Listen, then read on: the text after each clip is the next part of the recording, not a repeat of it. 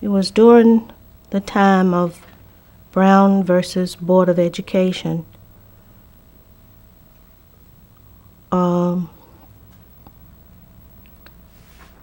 When the separate but equal laws were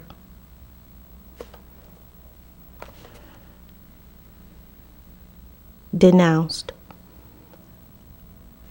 We didn't have equal facilities. People all over didn't want to integrate. There was no question in the minds of all of us, even the younger ones, that we knew that they wanted to maintain the separateness but equalness, which was an untruth. But they did not want to come together. Parents were outraged. It's like, I don't know how to describe it. My mother was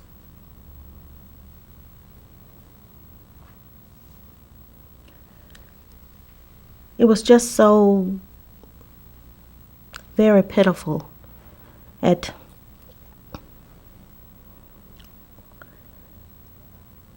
why would anybody want to close the whole school because you didn't want a few people to mix.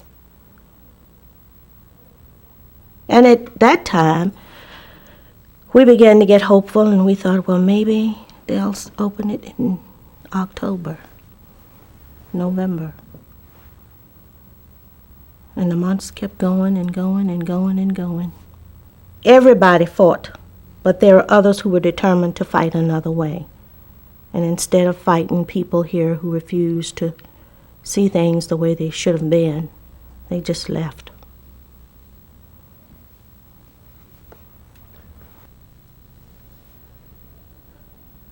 As I look back, I see not being able to go in stores and buy different things that I wanted to buy without a certain look, as if to say, why do you need that, or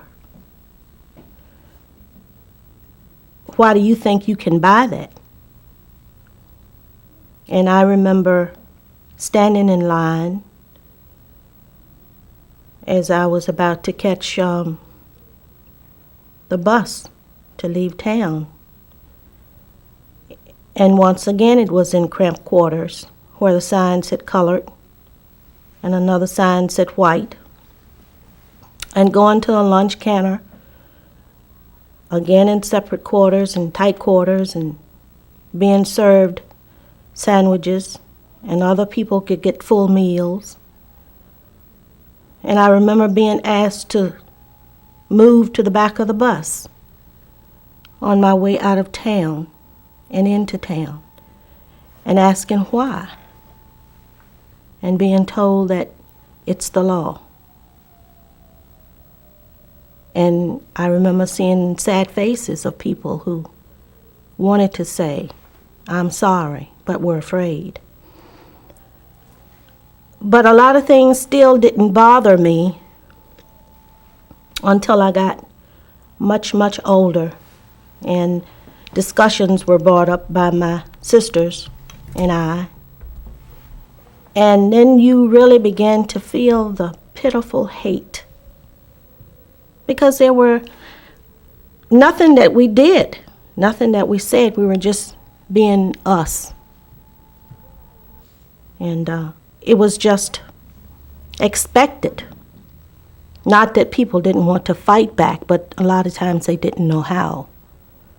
And it was just no use if you did it with one-on-one or just one per se. And then it could only be in words, which had no bearing, no meaning to make a change. So I think my older sister was the one that brought forth the bitterness and the pain, and allowing me to know that my rights were taken from me. I think I knew it a long time, but because of the hurt, you just sort of pushed it in the background. It's just small things, like you want to go places, You know you want to, like going to the lake. It was an area, a recreation area, where in Prince Edward, where black children went to swim. And of course that was separate.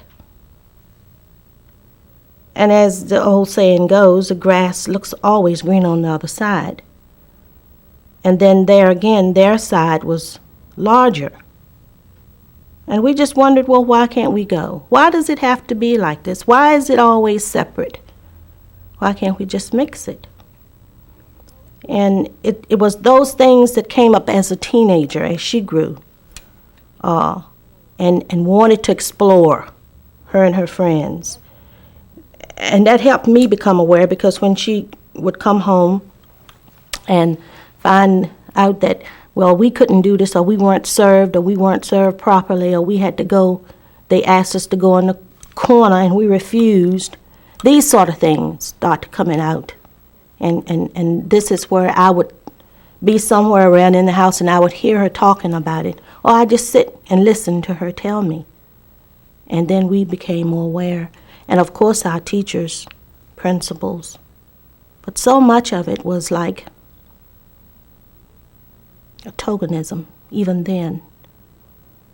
When I was very young, like 7, 8, 9, the local radio station here, WFLO, used to broadcast from the elementary school. And I sung, always sung. And that little show, for about 30 minutes, once a week,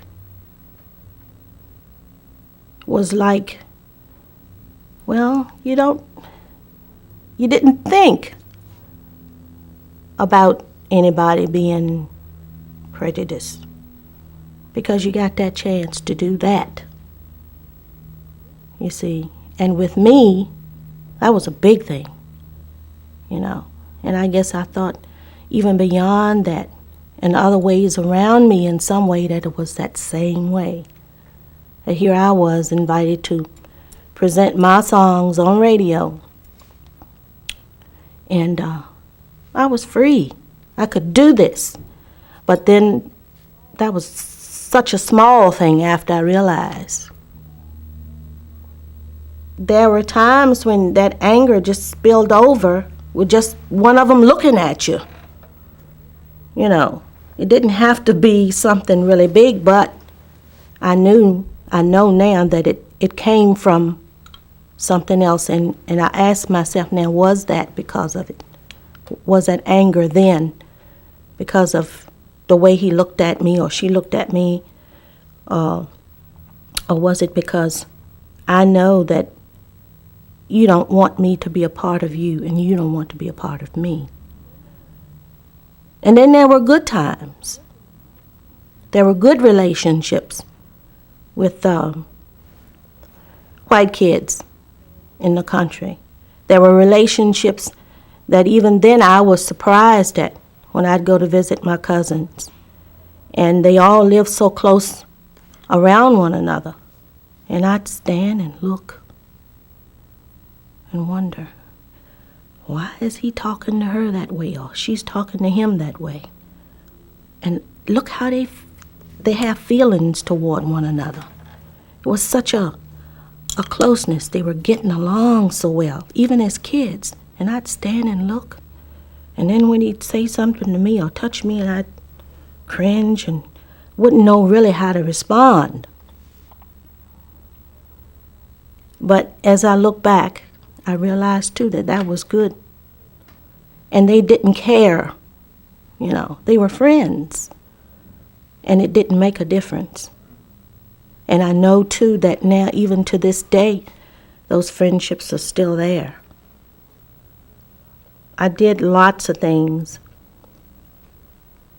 that I never thought I could because of school and because of the good teachers we had.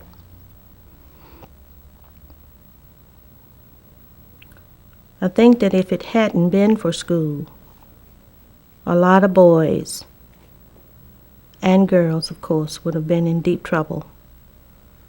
The boys more so, because the girls sort of always found something to do.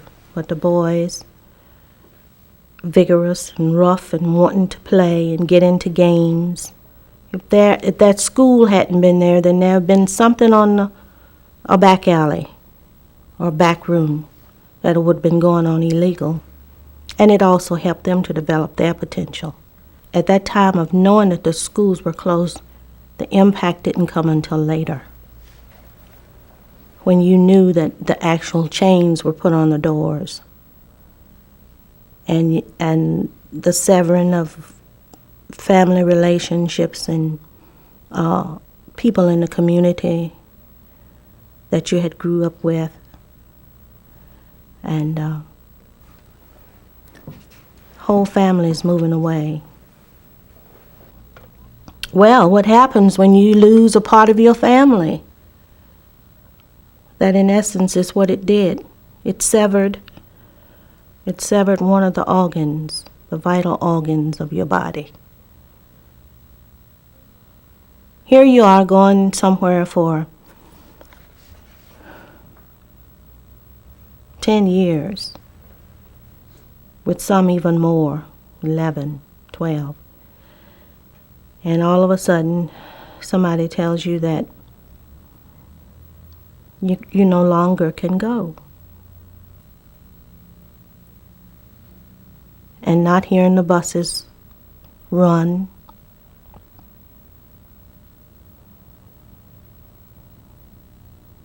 not hearing the children play, never seeing your friends again, and that bonding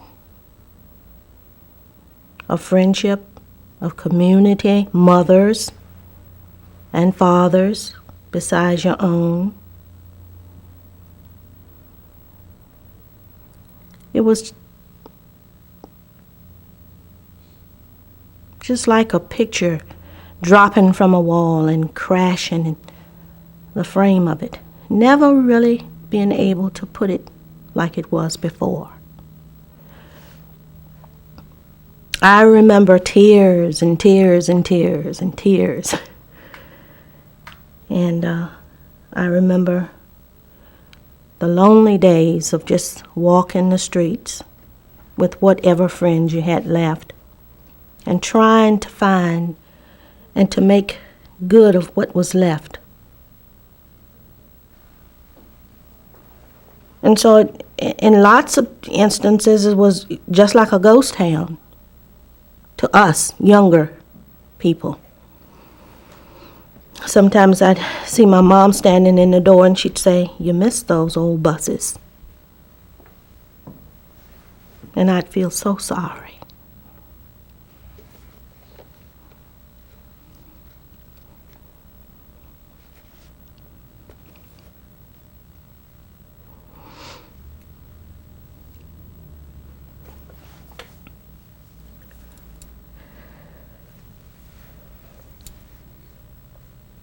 Prince Edward County, Virginia, the only county in America that closed its public schools rather than integrate them, where Negro and white fought over the interpretation of the Constitution for 10 bitter years.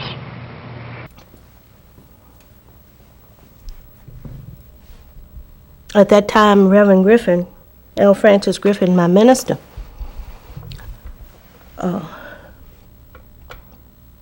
decided to try to right the wrongs. And he became our hope in our fight for us. These children are members of a lost generation. I'm Reverend Griffin, minister of their church, and I know. Sometimes I look at them, I wonder if the whole struggle was worth it. Because in a sense, what we did to them is undeniable. We sacrificed them to prove they were equal. Of course, there was terrible anger. But with a lot, you could only verbalize. You could only quarrel about it among yourselves or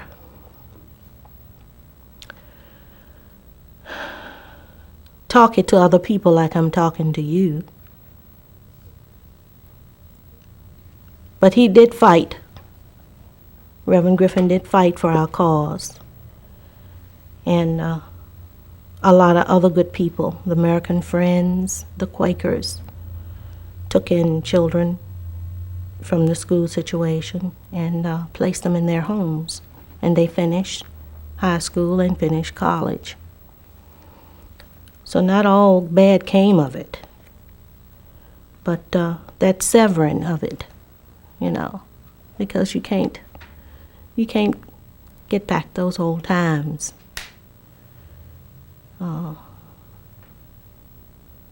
Everybody was a good family, and we cared about one another. And when it broke, when it ruptured, it lost a lot. And I know because I lived through it. I stayed here all these years, and I've seen the change. My story, of course, is different from somebody who left. They probably don't have that much emotion about it. But I lived here. I lived through it all. And I went through changes. And when you think about it, the little children, much younger than myself, never knowing that first day of school at that age, the fears and the joys of meeting their first teacher, all those things.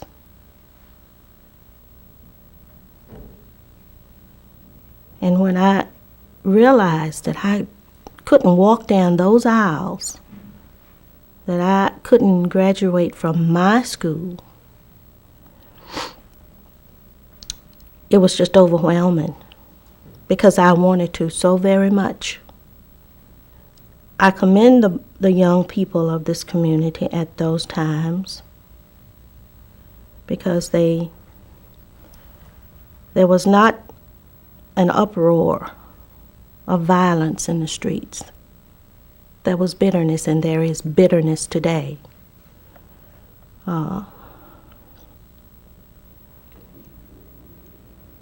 But nobody wanted to go out with clubs and guns and tear down doors and this sort of thing. There was a quieter fight,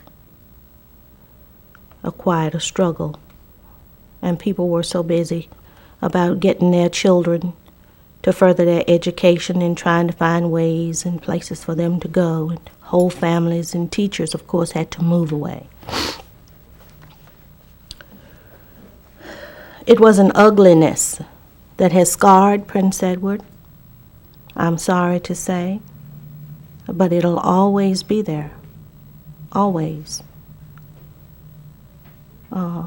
As anybody, when you make mistakes in life, you don't realize the outcome of it until it's done. But then when you let it linger and linger and linger, never trying to change it to make things better, then you know it had to be done deliberately.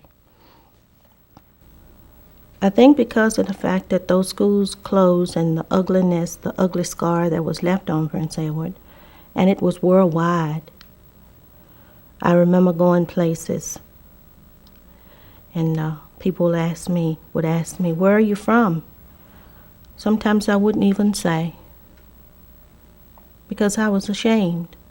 I really was. Because if I tried to make them know it by saying, well, do you know Prince Edward, the place that they kept the schools closed for 5 years? Oh! And I got tired of that.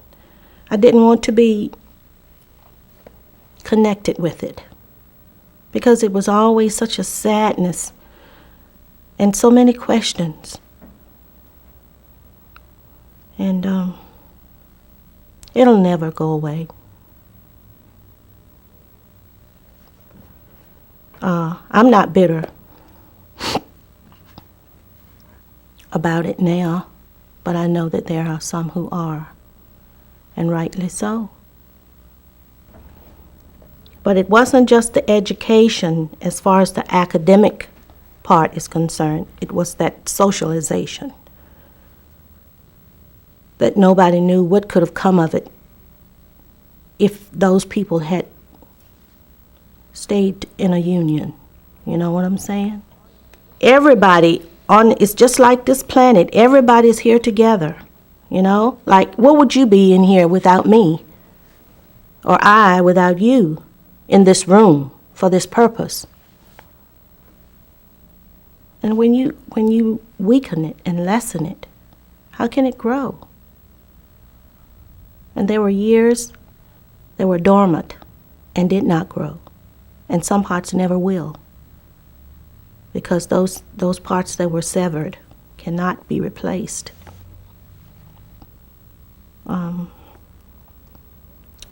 There's good and bad in everybody, in every race of people, if you want to separate them. And there are some people I wouldn't want to be with my children either. But I think that was the fear. I think that was the realization that they were afraid to mix, that it would go further than just classroom and that type of socialization, but that it would go further, that their girls and their boys would get involved with the black girls and boys, and then there'd be things happening that was taboo, always in their minds. I think it was they had not grown up. Really. Because to tear down something for that long a period of time, it had to be a terrible fear, a great fear, that they, even if they allowed the doors to be open, that they felt like they couldn't control. Or it was because I don't want you to know what I know, because if you do, then your power would be as great as mine. So it was mostly fear and ignorance, and a way of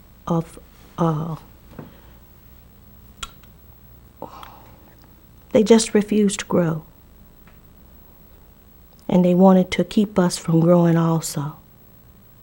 And that's why it's so sad, because these were adults, and at that time I was a young adult, but I didn't have the mind that I have now, and I can see things much clearer. And at this age, some of them they were for it, and why couldn't they see what I see? You see what I'm saying? If you got control of your house, then you don't have to worry. If you got control of your mind, then why do you worry about mine? You know? So it was a fear, and I think the question in people's minds, and the black parents' mind, was, why? Why do you want to do this long, this to children? You know? And it was stagnated. And I think the time length was deliberate, because they knew that there wouldn't be any way for some to catch up, which they never did. In that essence.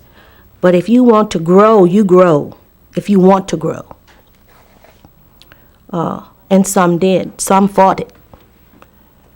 And these great minds produced great things. But I really would have liked to have told them that they didn't have to fear, because I really do believe that's what it was. They didn't know us, and we didn't know them per se, so what else could there be but fear? When you don't know something, and you don't want to know, there's a reason for it. And if they had just given themselves a chance, I could see it see them opening the schools and then deciding, well, hey, this is not going to work. Let's close them. Things are getting out of hand. But to just say flat out no. And like I said before, there are some people who I wouldn't want to be around my children and around me either. But you learn how to get around those things. If you were there and I'm here, and we're in the same environment, what you take in and what I take in are two different things. I don't have to trespass against you, nor you me. But let me have mine and you have yours. But let's have it all together. Because you can't separate it anyway. You cannot. And I think they realize this now, because a lot of people are dependent on us, or we realize we're dependent on each other in order to grow and survive. And in the minds of a lot of people, there was so much innocence. There was no harm to come of this. I really don't think if they had opened the schools, had there been any fights, maybe a few words passed now and then. But look at it now. It's overflowing. And everything works out fine. Some of the little black boys and girls have friends, and they let you know, this is my friend. I work around them every day, and I see that interaction, and it's beautiful. Because it doesn't matter, You're bad, you're bad, no matter what color you are. You're good, you're good. What does color have to do with it? You see with your eyes and I see with mine. You smell with your nose, I smell with mine, But it was that, I think a lot of people at that time would have gone along. But there are those who are stronger in the community, who had that top ranking, and they say no. And the rest were afraid to rebel. Because I know that there are good brothers and sisters who are of a different color. I'm wise enough to know that. I think it would have been much milder than they realized, because the place where I did go to school, where I did finish, Cumberland County, which is about 18 miles down the road, there were no incidents.